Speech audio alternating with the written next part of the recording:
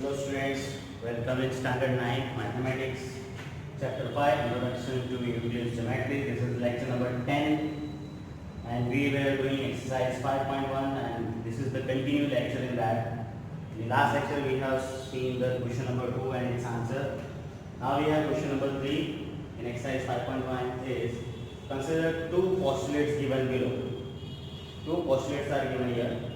Given any two distinct points say A and B, there exists a third point C which is in between A and B. This is the first postulate given. Second, there exists at least 3 points that are not on the same line. These way two postulates are given. And now what to do with these postulates? Do these postulates contain any undefined term? We have to see that both the postulates have any undefined term or not. Then are these postulates consistent? Then we have to say that these postulates are consistent or not. Then do they follow from Euclid's postulate? These postulates are following from Euclid's postulate or not? That we have to answer. Which three questions answer we have to give. First we have to find there are undefined terms or not.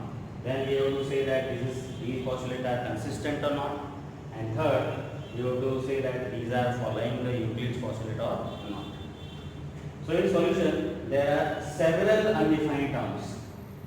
Why several?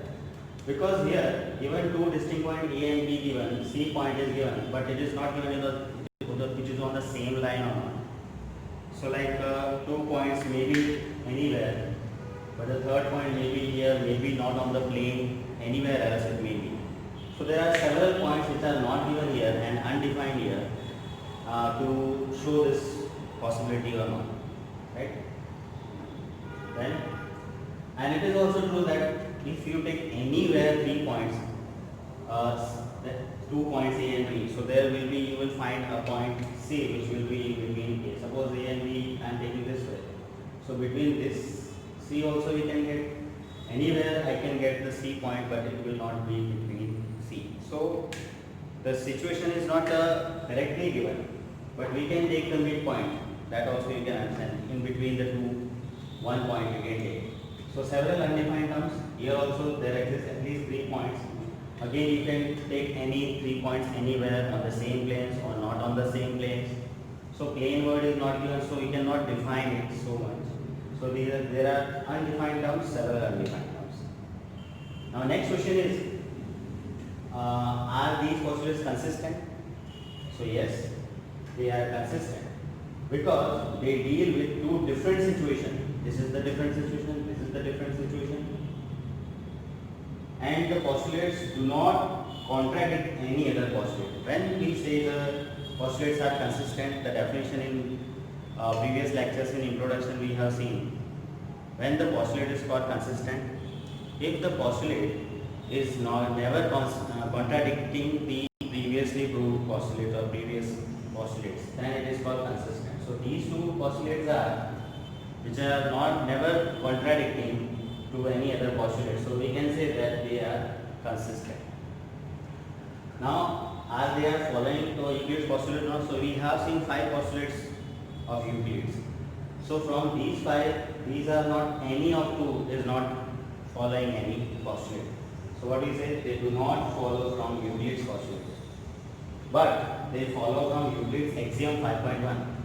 What was Euclid's axiom 5.1? You know, 2 distinct points from that one and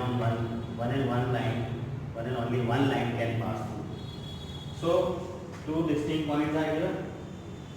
From that one line can pass through. That type of axiom is, these 2 are somewhere following like that. So this way we have to answer all the questions in question number 3. So many or several undefined terms it has. It is consistent because it is not contradicting to other postulates, and it is not following Euclid's postulate, but it is following the Euclid's axiom 5.1.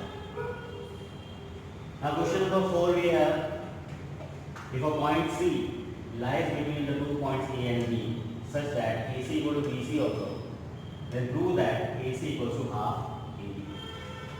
So in solution we will draw the figure first. We have shown here 2 points A and B, and C point we have taken in between A and B such that AC equal to BC.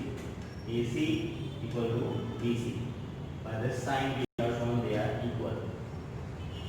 So you know that in prove that type question we write in 3 steps. First we write data and to prove then proof. So the data is here. A dash C dash B means C lies between A and B. This shows in symbolical way.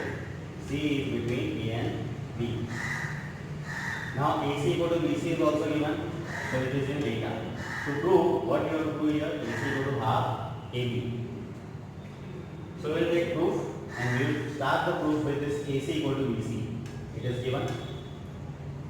Now on this both the sides, if we had AC, on this also AC is added, on this also AC is added.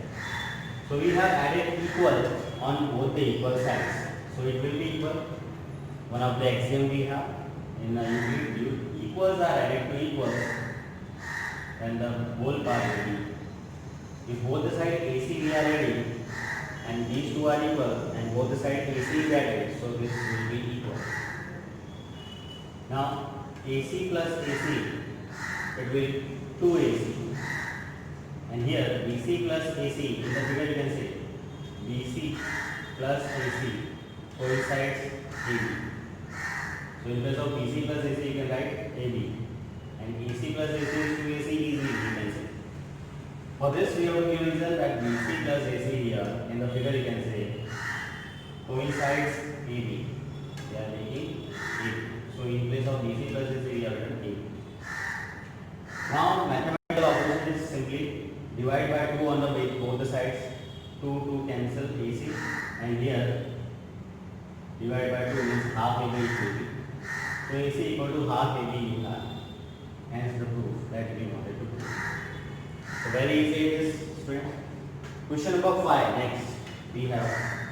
In question number 4, this is the question. Point C is called the midpoint of AB. In this situation, point C is called midpoint of AB. What you have to do, prove that every line segment has one and only one midpoint. Like this AB is a line segment, it will have one and only one midpoint, like C here given, that only. No other midpoint will be. So again the figure will draw for this. Let the line segment AB is given and on that midpoint C is given. What is this D? We will talk about. The data is point C is midpoint of AB. It is given in data. What we want to prove? That line segment this AB has one and only one midpoint. It will have one and only one midpoint, that is C. That comes from.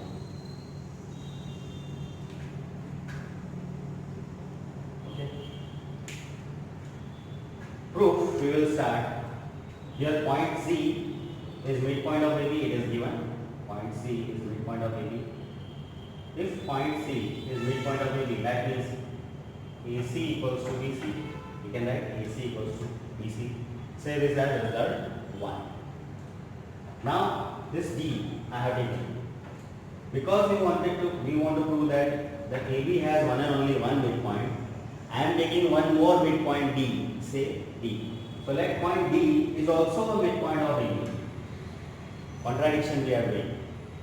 Only one we want to prove, but we are taking the other one also as a midpoint. So D is also a midpoint of AB. If D will also be the midpoint of AB, then AD equals to BD should be. So that we are going to AD equals to BD also. Say this result 2. Now what to do? Now subtracting the result 1 from 2. This 1 result I have to subtract from this 2.